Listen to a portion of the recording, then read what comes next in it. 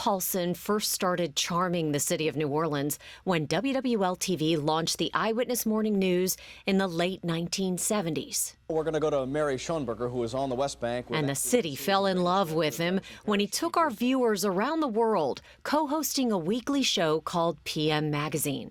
PM Magazine. Good evening, I'm Lee Sinclair. And I'm Eric Paulsen. Now, right now, we're on a ferry crossing the English Channel on the way to France. Now, it's here when you start to realize that the 24-hour trip from London to Venice just isn't long enough. Well, when you finally do decide to go to bed, you'll find that the cabin boy has transformed your day coach into a sleeper. Even early on, Eric was a natural at asking just the right question in just the right way to draw an answer that no one else could get. What we see on stage, the leather, the spikes, the makeup, is that, I don't know, a part of you? I think it's, it's fun and everybody likes to play games. I'm not going to go and hurt anybody. He connected with viewers in his own way, sharing personal milestones like his first solo flight piloting an airplane. Within a few minutes, when you first start rolling down the taxiway, you can't help but feel a little confident. And that time he carefully crossed a catwalk that is now the Mississippi River Bridge, even though he knew it was nuts. Now, to walk on beams like this every day for your job is, to say the least, risky, but to do this for a story, this is crazy.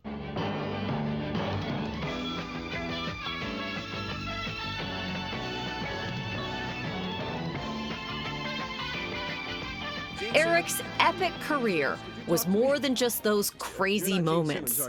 Over the years, he guided New Orleans through some of its darkest days. I'll tell you on a personal note, some friends of mine were rescued in St. Bernard, so it was a good day.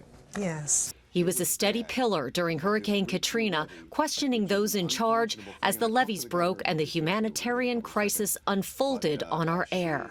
With this breach in New Orleans we have on this levee, we're about to face real disaster in the city. Well, it's just absolutely necessary that the Corps get more sandbags into that breach. I mean, we've got to stop it some way, somehow. That was just one of many hurricanes and storms Eric spent hours anchoring. And Blanco was just one of many governors Paulsen interviewed over the years. Mike Foster says he appreciates the sense of history, being inaugurated in the same building where his grandfather was inaugurated governor about a century ago. From Mike Foster to Bobby Jindal to Governor John Bel Edwards. You put a Democrat in the governor's mansion and all of a sudden you raise the taxes. Well, first of all, I would tell you, you've had a Republican in the governor's mansion for 8 years, and he left the largest budget deficit in the history of our state. He also said the most important thing he has done in the past 100 days is to the Medicaid expansion. He said that'll save the state $184 million this year alone. It became a rite of passage for Louisiana's governors to interview with Eric. Why do you think so many people gave you that mantra of Fast Eddie? Why do you think you had that reputation? I deserve it. Every major election night, Eric was in the trenches for the hottest races. Well, to say the least, it was a big night for Governor John Bel Edwards. And a year after Congressman Steve Scalise was shot at a baseball practice, Eric traveled to Washington to see him in action. And I know your next thing you're doing is physical therapy. You got to get going to that. You're making great progress. I've got a, kind of a never give up attitude, and persistence has gotten me where I am today. From congressional and state leaders to mayors, Eric Paulsen questioned them too. Well, on that issue, and not to point fingers, but Yeah. kind of pointing fingers, the Sewage and Water Board was neglected for a long time.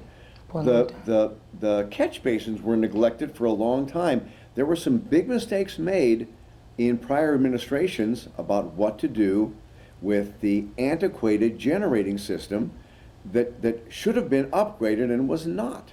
That's a fact. Eric's interviews often made news. In fact, this interview about why relationships turn violent in New Orleans did just that. While I was interviewing a couple of rappers, a guy who used to be in their rap group started yelling obscenities at us with taunts and threats that got so intense, I stopped the interview. But that did not stop the arguing. Then we saw the gun and realized this could have turned deadly.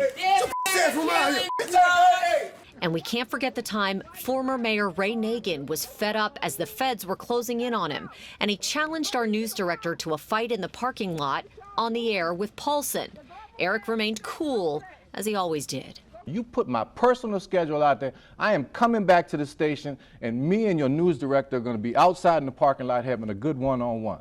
Eric's easy on-air chemistry with his co-anchors helped stoke New Orleans' love for him, including Sally Ann Roberts, who Eric struggled to say goodbye to when she retired. Lawrence and Lucy Marion, who I love dearly. Then Sheba Turk and his original co-anchor, the late Andre Trevine, who passed away nearly 10 years ago. Eric told her story then. It was chemistry. It really was. Because, you know, and a lot of people think that we didn't like each other, but we're friends to this day. We're still friends. We've always been friends. But I'm not going to sit there and let him get away with some of the things he did, and that's what the chemistry was.